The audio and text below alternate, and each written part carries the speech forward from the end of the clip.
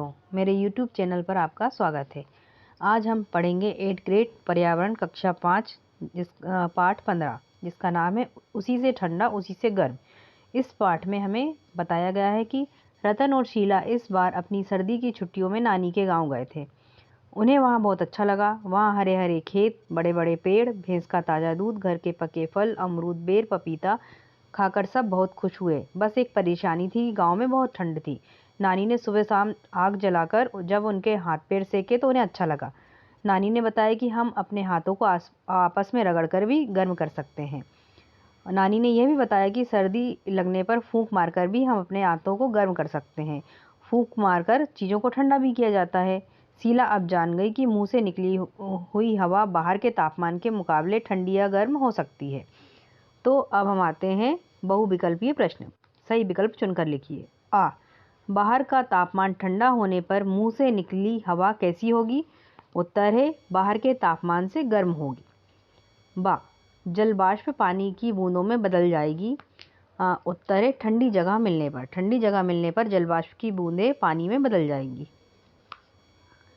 घरों में वेंटिलेटर ऊपर लगाए जाते हैं, तो इससे क्या होता है? आंसर आएगा गर्म हवा को बाहर निकालने के लिए घरों में वेंटिलेटर ऊपर लगाए जाते हैं। प्रश्न क्रमांक 2, एक उबलते गर्म आलू को ठंडे पानी से भरे गिलास में डालेंगे तब पानी और आलू के तापमान में क्या अंतर होगा? आलू ठंडा हो जाएगा और जबकि पानी गर्म हो जाएगा। प्रश्न 3, डॉक्टर किस यंत्र के द्वारा हमारी धड़कन को मापते हैं? क्या हम भी किसी और माध्यम से हमारी धड़कन को सुन सकते हैं?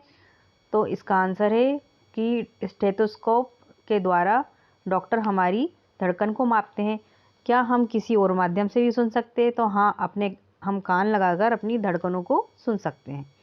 प्रश्न 4, ऐसे 2 वाद्य यंत्रों के नाम लिखिए जिन्हें फूंक मारकर बजाया जा सकता है। पहला है बीन, दूसरा है सीटी, या हम इसकी जगह बांसुरी भी लिख सकते हैं।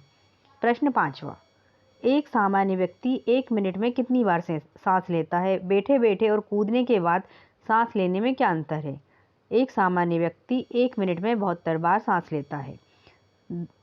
सांसें धड़कनों की गति में क्या अंतर आता है? बैठे बैठे सांसें सामान्य चल से चलती हैं, जबकि कूदने के बाद हमारी सांसों की गति तेज हो जाती है। प्रश्न 6, लकड़हारा बार बार अपने हाथों में फूंक क्यों मार रहा था? क्योंकि ठंड लग रही थी उसे और हाथों को गर्म करने के लिए वह फूंक मार रहा था। प्रश्न 7, हवा का बहाव ठंडा होने पर और गर्म होने पर किस ओर होता है और क्यों? तो यदि हम ये पाठ में देखेंगे तो बहुत अच्छी इसके लिए हमें उदाहरण दिया है, लेकिन वो आपको स्वयं देखना है। मैं उत्तर बताती हूँ। हवा का बहाव ठंडा होने पर नीचे की ओर तथा गर्म होने पर ऊपर की ओर होता है, क्योंकि गर्म हवा हल्की होती है और ठंडी हवा भारी होती है। प्रश्न क्रमांक 8, ठंड के दिनों में जब आप शीशे पर फूंक मारते हैं तो वह धुंधला हो जाता है, क्यों? क्या आपने कभी ऐसा किया है?